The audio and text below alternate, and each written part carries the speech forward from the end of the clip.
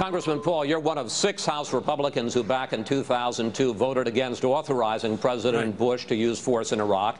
Now you say we should pull our troops out.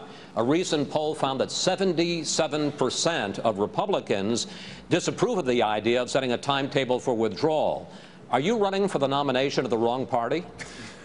But you have to realize that the base of the Republican Party shrunk last year because of the war issue. So that percentage represents less people. If you look at 65 to 70% of the American people, they want us out of there. They want the war over.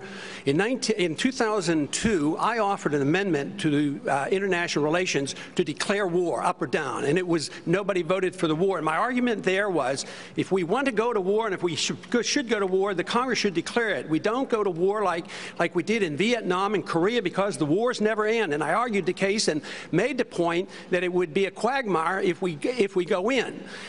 Ronald Reagan in 1983 sent Marines into Lebanon, and he said he would never turn tail and run.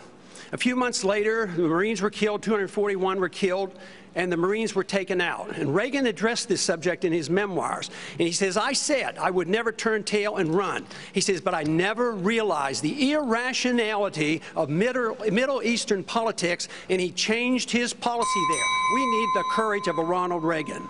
Congressman Paul, I believe you are the only man on the stage who opposes the war in Iraq, who would bring the troops home as quickly as almost immediately, sir.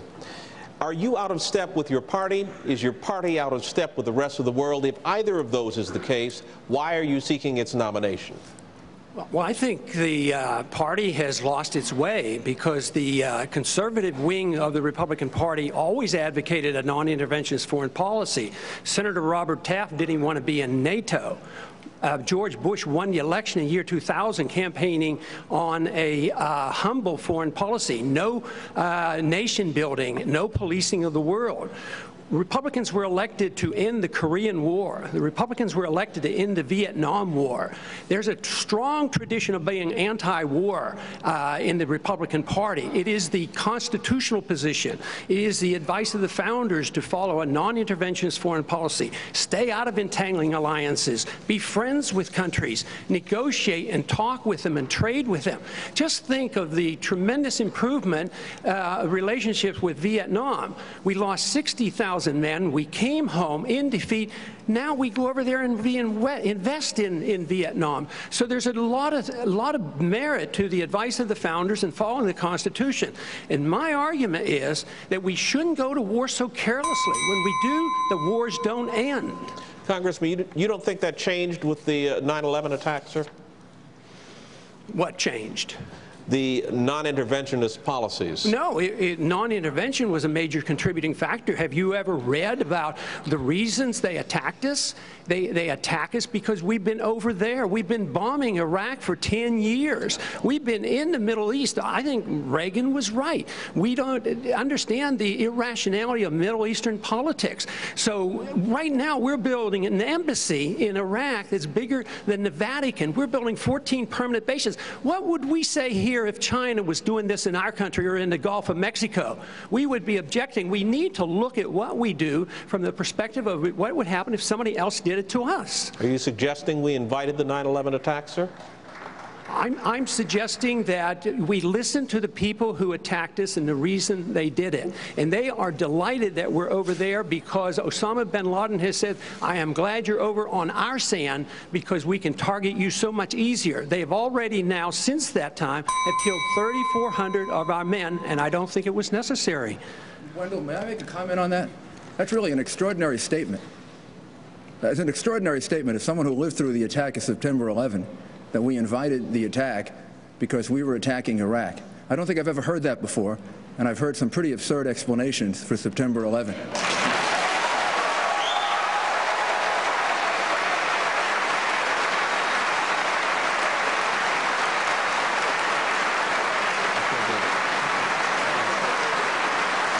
And I would ask the congressman to withdraw that comment and tell us that he didn't really mean that. Congressman? I believe very sincerely that the CIA is correct when they teach and talk about blowback. When we went into Iran in 1953 and installed the Shah, yes, there was blowback. The reaction to that was the taking of our hostages, and that persists. And if we ignore that at our own risk. That if we think that we can do what we want around the world and not incite hatred, then we have a problem. They don't come here to attack us because we're rich and we're free. They come and they attack us because we're over there. I mean, what would we think if we were, if other foreign countries were doing that to us? Can I have 30 seconds, please? No, wait a second. We'll all get 30 seconds. They are coming. We all want 30 seconds to talk about this. Wendell, go ahead. Congressman Paul, one last question for you on this. The president believed after 9/11 that the tax cuts that he had put in place were helpful in softening the economic downturn that occurred and allowing the United States economy to rise out of it. Would you propose, what economic policies would you propose under this scenario to avert or soften a recession?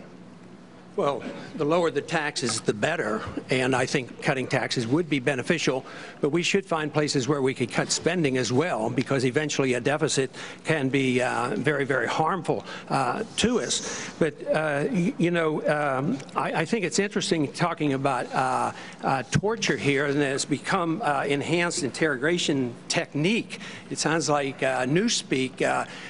Nobody's for the torture, and I think that's important.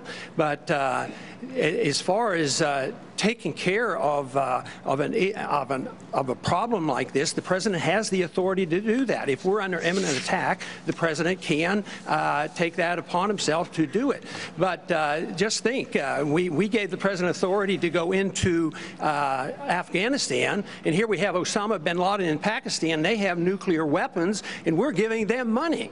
And we forgot about him, and now we're over in Iraq in a war that's bogging us down, and we have forgotten about dealing with the people that attacked us. And here you have a hypothetical attack that you're dealing with. We ought to be dealing with the one we have right now. So here's a look at the early results of our text message poll. In first place, Ron Paul, surprisingly, 30%. In second place, Governor, you're in second place with 27%. Third place, Mayor Giuliani with 16%. And so we'll be watching and monitoring those numbers for you all night. But first, we turn now right here in the spin room with us. We turn to our own campaign, Carl Cameron, with the very latest. Carl. Hi there, Sean. Well, Ron Paul coming in with the win on the text message election, at least in the early returns, is almost in line with the attraction that he's caused for the press. It seems that by getting slapped by Rudy Giuliani for his assertion that the U.S. effectively asked for the 9/11 attacks, for bombing Iraq when it was under sanctions, he's going to get a lot of ink. So Ron Paul, quite by the actions of Rudy Giuliani's attack, may be doing quite well. And as for the text messaging, maybe he's a little bit better organized and having his organizers do the necessary dialing for all of that.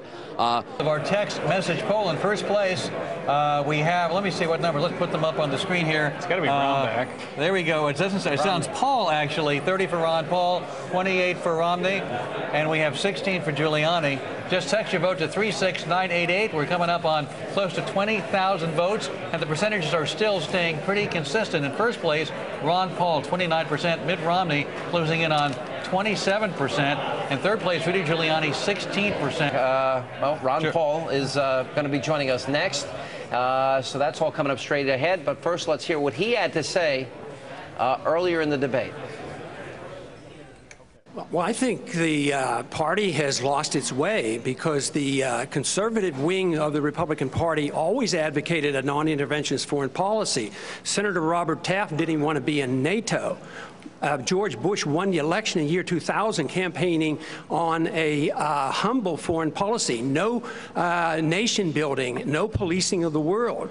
Republicans were elected to end the Korean War. The Republicans were elected to end the Vietnam War. There's a strong tradition of being anti-war in the Republican Party. It is the constitutional position. It is the advice of the founders to follow a non-interventionist foreign policy. Stay out of entangling alliances. Be friends with countries. Negotiate and talk with them and trade with them.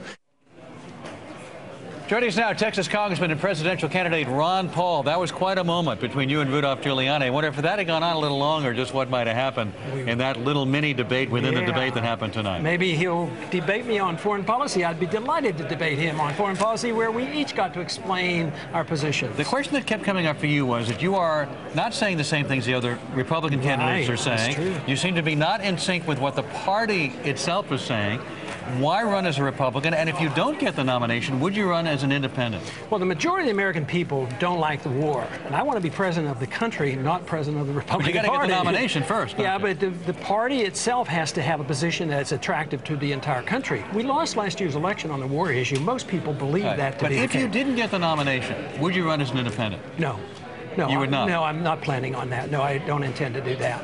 You call yourself, you ran as Libertarian Party candidate in 1988.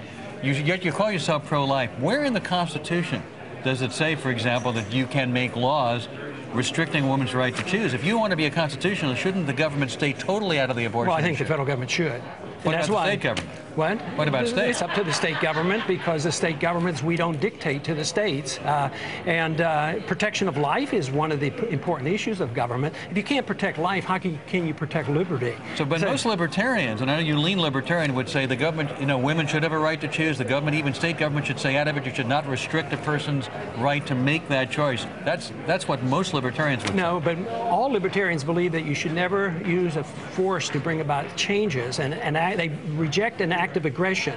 A fetus is alive, it's human, and has legal rights. If you kill it, Ron, you have committed an act of aggression. I want to go back to this exchange you had with Mayor Giuliani here for just a second. Are you suggesting the United States of America caused the attack on 9/11? No, I think that's a cop-out. When people imply that, what you're saying is that if you don't endorse my foreign policy, you're un-American, you're unpatriotic. I never said anything like that. I don't say you're suggesting.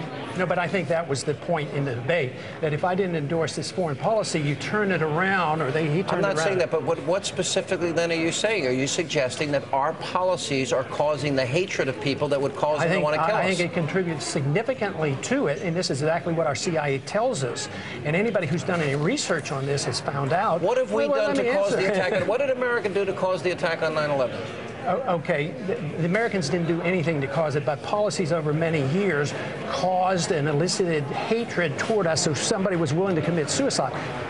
For instance, the occupation with our military troops on their holy land in Saudi Arabia, bombing a Muslim country for 10 years, putting on sanctions that killed hundreds of thousands of people. So that caused it anger. Are you saying then that if the world has no moral obligation in the first Gulf War, when an innocent country is being pillaged and people are being raped and murdered and slaughtered, or in the case of Saddam, he's gassing his own people, are you suggesting we have no moral obligation? No, you stand by and let that immorality happen? We have on numerous occasions. You support that?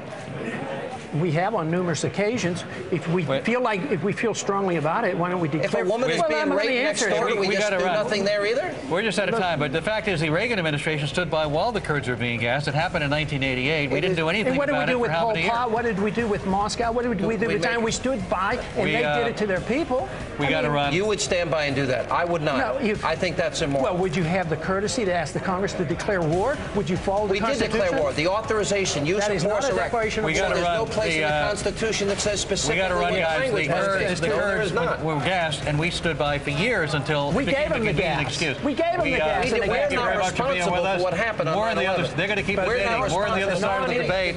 Keep texting us your vote to 36988.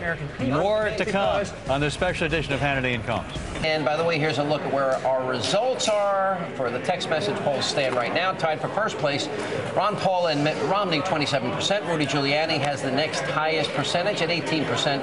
Here's a current look at the results of our text message poll. In first place, Mitt Romney, 27%. In a very close second place, Ron Paul, 26%. In third place, Rudy Giuliani with 18%.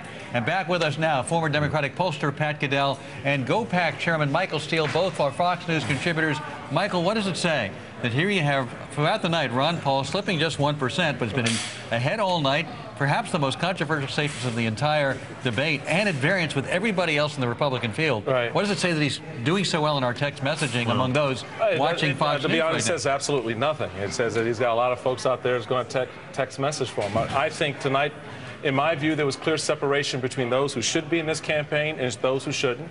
And I thought that... Based on what? Well, based on their responses to the answers. I thought, to the questions, their responses to where they're going to move, would like to move forward. Who should not be in the campaign, then? Well, that's a judgment that the party's going to have to make. In my view, I think Paul, in my view, hurt himself tonight a little bit. I think. Not if you go by that text poll. Well, again, I'm not going to look at a text poll. I'm going to look at my reaction to it, and I just think there was a big difference. Look, text polls are text polls. It's like internet polls. It's not even phone calls. He did not win that debate. He did not win it. No. But more importantly, I think what he said is outrageous, and I challenged him on it here because the suggestion here is that it's our fault. That our fault. And that's crazy. And Rudy Giuliani knocked it out of the... Giuliani was saying,